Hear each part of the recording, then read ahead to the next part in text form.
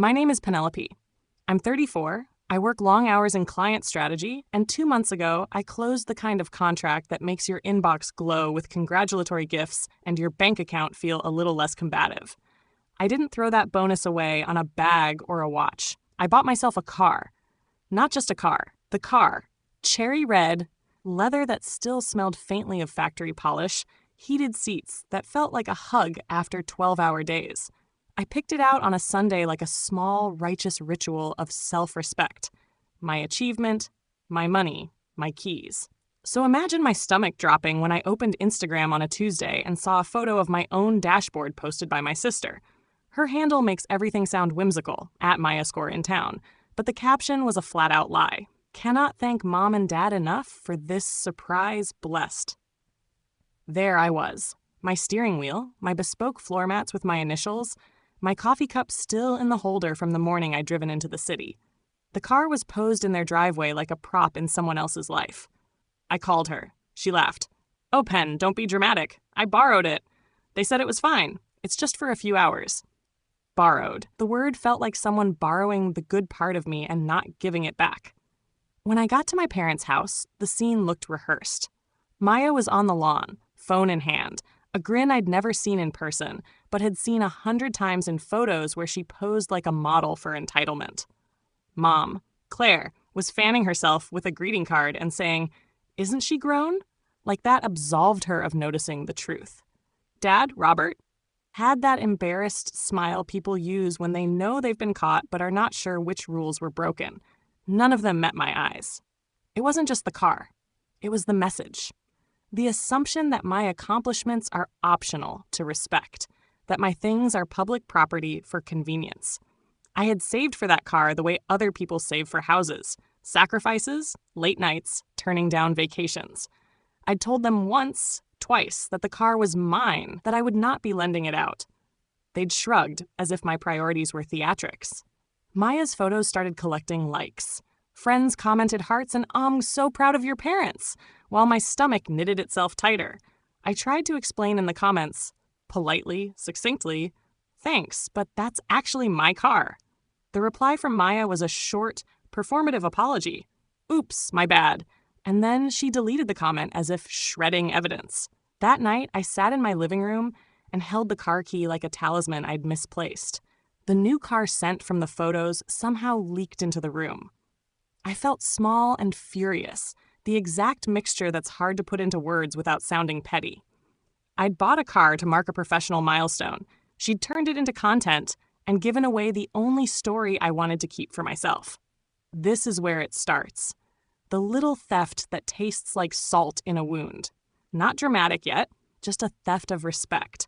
But sometimes the smallest slights are the loudest, and I could feel the noise building.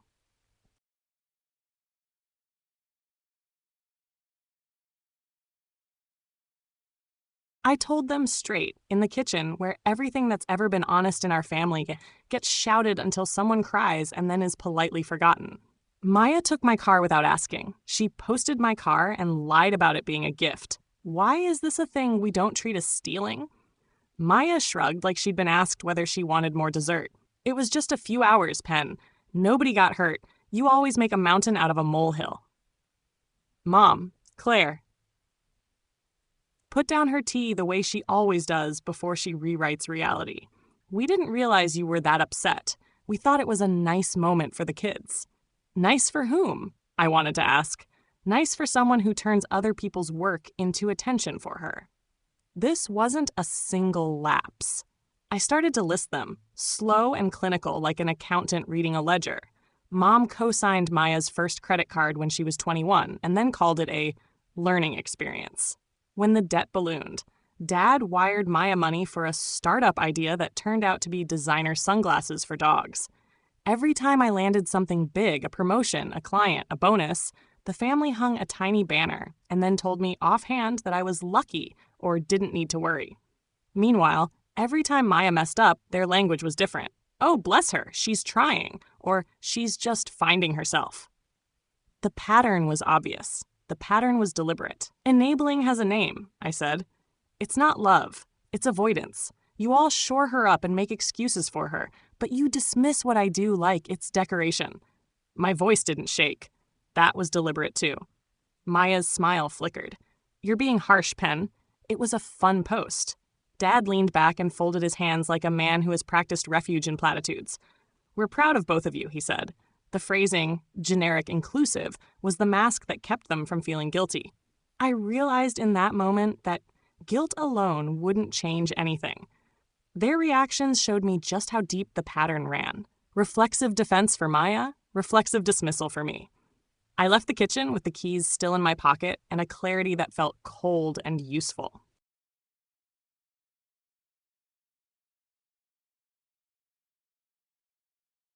I walked into the office the next morning and treated the whole thing like a piece of product I needed to protect, because that's what it was. Not a shiny object to be farmed for likes, but an asset I had bought with my work. I am Penelope, owner and CEO of Neuroke Solutions, and the moment the house shrugged at my boundary, I stopped asking for permission and started documenting. First call, my lawyer, Mara. Sell it to the company, she said without hesitation, like she'd been waiting for this exact plot twist. Bill of sale, board resolution, transfer title into the company name.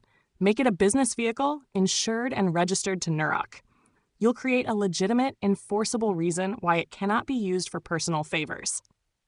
I could almost hear her smile through the phone. Lawyers like boxes checked. So I checked the boxes. I drafted a short corporate resolution. Resolved, Neuroke Solutions purchases a 2019 cherry red sedan from Penelope Hart for fair market value. Vehicle to be used exclusively for company business. Unauthorized personal use prohibited. I signed as CEO, printed it on company letterhead, and had it notarized. I paid the company with my personal funds, paper trail, always paper trail, and wrote a clean bill of sale.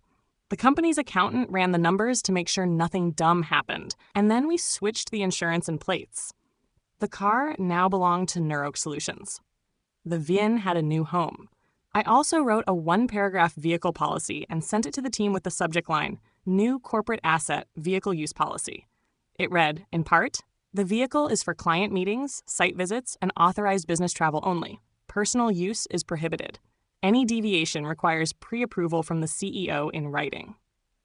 I did not mince words. I attached the signed resolution and the bill of sale because bureaucracy is the adult version of a padlock.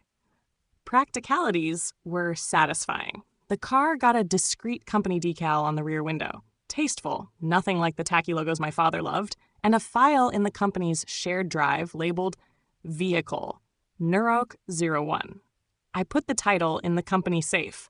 I changed the auto pay for maintenance to the corporate card. Every little administrative act was a barricade. Part of the decision was legal, part of it was symbolic. I didn't do it to punish Maya theatrically, though if she read the policy and felt foolish, that was a bonus.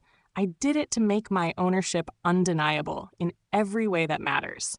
If they wanted to use the car, they'd have to cross into the company's orbit, fill out a form, explain the business reason, get approval. Borrowing it for a quick errand or posing with it for likes would no longer be something they could shrug off as family spontaneity. I expected pushback. I didn't expect my chest to unclench the minute the paperwork was stamped. There's a particular kind of peace that comes with turning a fragile personal boundary into a matter of policy. It's boring, it's formal, it's immovable. I left the office that afternoon knowing the car and what it represented was off limits, not because I barked about it at dinner, but because there were signatures and rules and a corporate purpose standing between it and entitlement. Sunday dinner looked like any other. Roast on the table, the lemony steam fogging the windows, Dad halfway through a story about his old car that never got as far as the punchline. Mom set out the salad like she was arranging pieces on a chessboard. Maya was on her phone, thumb already practicing the casual indifference of someone who takes what they want and calls it fate. I put my napkin down, folded my hands, and said, I have something to tell you. It made the room smaller in the way that a quiet, factual sentence does. I told them, plainly, that the car wasn't mine anymore. I explained that Neuroke Solutions bought it, that the title, registration, and insurance were all in the company's name now. I slid a copy of the resolution across the table and let the paper speak. Signatures, notarization stamp, the corporate policy attached like an iron gate. It's a corporate vehicle, I said. Personal use is prohibited without written approval. Silence rearranged the clatter of forks. The roast suddenly tasted more like an interruption. Maya blinked first. Wait, you sold it? She said, like the word change implied theft. I sold it to my company, I corrected. I paid the company. The paperwork's clean. It's protected from unauthorized use. Mom's voice went thin. Pen, couldn't you have told us first? This is so sudden. She looked at Dad for backup like they were on a seesaw and needed someone to tip. Dad, bless him, tried a different tack. Could Neuroke lend it for family things? Weddings, funerals, you know. He said funerals like it was a loophole. No, I said simply. Company assets are reserved for company business. If you need transport for a family event, we can arrange a driver through the company and invoice it properly. Otherwise, the car stays for client work. Maya's face did that thing it does when a plan goes off script. The smile thinned into something rusty. That's ridiculous, Pen. You didn't have to be so. She waved a hand at the paper. Corporate. It's family. It was family who thought it was okay to post a photo and call my car a birthday present, I said. It's also family who thinks my achievements are props. I let the sentence sit where the gravy should have been. She tried the charm that usually worked, a quick, flirty apology, a promise of future restraint. Then she tried the gaslight. You always make everything about you. She flipped between scripts because nothing she offered matched the one-page notarized reality on the table. There was a small, almost comic moment when she grabbed her phone as if to check availability, her public timeline of favors, and her thumb stilled when she saw the policy attached to my post on her feed. For the first time in memory, she looked like she couldn't just borrow what she wanted and post it as narrative. Her cursor hovered over the caption on the photo of the car. I didn't say anything while she deleted the gift line. The deletion felt more like a private concession than a public apology. Mom covered her face with a napkin, an old move to hide emotions she didn't want to feel or explain. Dad rubbed the bridge of his nose. They were flustered by procedure, not by principle. It was easier to be upset about bureaucracy than about what their behavior had enabled. The rest of dinner passed in smaller, careful sentences. Maya talked less and checked her phone more. Dad attempted to pivot to the weather. Mom kept returning to the idea that I could have made it nicer, softer, less absolute. I let them have that. I'd already made the choice I needed to make. When we left the table, Maya walked me out to the carport and tried one last time. Pen, don't make this a thing. We're family. She reached for my sleeve the way a child reaches for a parent at an airport. I took my coat and didn't step closer. You can be part of the family without having access to everything I own, I said. That's what boundaries are for. She didn't like the word. She had never needed one before. Her mouth worked like someone learning a new language. I felt a curious lightness on the walk back to my car. Not triumph exactly, more like the relief you have after locking the front door of a house you've paid for. The title was in the company's safe, the policy was on the server, and the dinner conversation had rearranged itself around a new fact. My achievements were not communal property. It wasn't theatrical revenge. There were no banners, no public shaming, just a piece of paper and some quiet, immovable bureaucracy that did what a shouted boundary could not. It made the boundary real. Maya learned that evening that some things aren't borrowed, and my parents learned that being proud doesn't mean you get to take what someone else earned. The small shock of that lesson would settle in over weeks, in little apologies and awkward offers to help schedule work travel. The dynamics hadn't been solved in one Sunday. Family furniture doesn't move that fast. But the layout of the room had changed. After a few weeks, the noise around the car quieted. Not instantly. Nothing in this family ever snaps neatly into place, but like a house settling, small shifts took up the slack where drama used to live. Maya stopped assuming. At first, it was tiny things. She asked rather than reached. She waited for my yes, which felt like asking for permission to breathe. The first time she filled out the company vehicle form, she needed a ride to a professional photo shoot she swore was for real work. I watched the cursor hover over the submit button like it was an exam. She hit send. The approval came, and she thanked me in a text that said, plainly, "Thank you for making rules." That text sat on my phone for a long time before I replied. I answered with 2 words, "You're welcome." It felt like signing a treaty with someone I still loved. My parents did what parents do. They practiced. Claire stopped telling me I was lucky every time I mentioned work and started asking practical questions about my schedule. Robert, who always solves moral problems with mechanical metaphors, asked to see the company policy so I don't accidentally overstep. He read it and then called me to say, without the usual hedging, "I'm proud of what you've built, Pen." It was small and shaky, but it was not a shrug. That's how repair happens, not with grand gestures, but with the repetition of better language. Maya didn't transform overnight. There were relapses. A deleted post here, a snide, defensive comment there. But they were fewer, and she began shouldering responsibility when she messed up instead of blaming circumstance. Once, when she tore a client contract by being late to a meeting she'd used my name to get into, she called me first and asked how to fix it. That call, anxious, honest, felt more like progress than any public apology could. For me, the piece wasn't vindictive. It was practical. The car, now Nurok A01 with discreet lettering, did its job. Client dinners, site visits, a rented driver now and then when schedules overlapped. Each trip was a reminder that what I'd paid for with late nights and boxed lunches wasn't a trophy to be displayed by others. It was a tool for what I intended to do next. Boundaries save time, and time is the one currency I can't earn back. There was a mood shift at family gatherings. Conversations softened around my achievements. They stopped deflating me with faux minimizing compliments.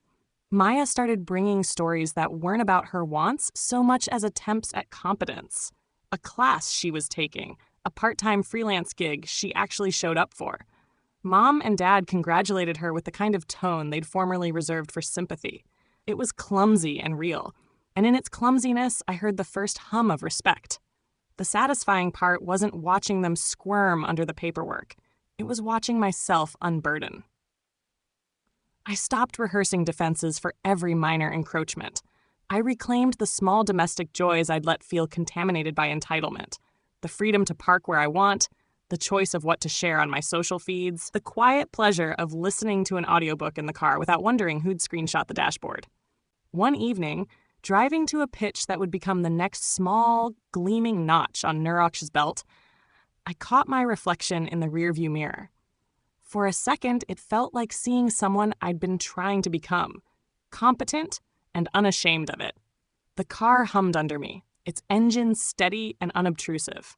I thought of the dinner table, the napkin over Mom's face, Maya's frozen thumb over a caption. I felt a strange, tender amusement. You can change the layout of a room with a piece of paper, but you change a family with patience and persistence. Justice in this small story was not dramatic. It was administrative, predictable, boring, and therefore permanent. The revenge I hadn't wanted to admit I'd savored was quiet, turning entitlement into process. The real victory was softer, a recalibration that let me be proud of what I earned without having to perform that pride for anyone else. The family learned, reluctantly and imperfectly, that respect is a practice. I learned that boundaries are not punishments. They're protection for the life you're building. Weeks later, Maya hugged me and said, unexpectedly, "I know I've taken things for granted. I'm trying." It was not a flourish, just a sentence. I hugged back, because that's how we keep the good parts of family from cracking. Then I climbed into Neurosh 01, turned the key and drove to work, to meetings, to the next thing I had earned for myself.